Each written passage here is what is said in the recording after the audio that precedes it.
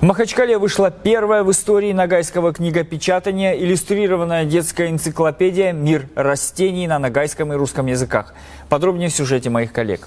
6 разделов с иллюстрациями 65 видов растений, от семейства цветковых до возделываемых зерновых культур. Названия в книге представлены на ногайском и русском языках, но читателю помимо краткого описания откроется ряд целебных свойств трав, широко применяемых при заживлении ран и многие другие интересные материалы. Есть сведения, информация, которая связана непосредственно с историей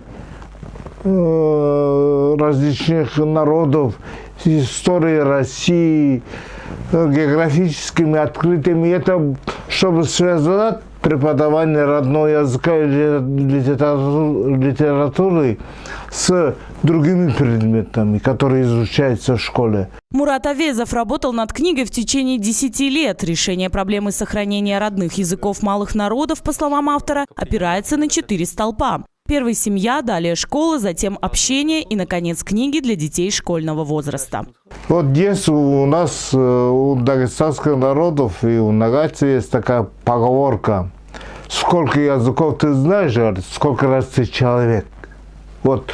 Я не говорю, что не надо изучать русский язык, не надо изучать иностранные языки, английский, французский, испанский, на котором говорит весь мир, да.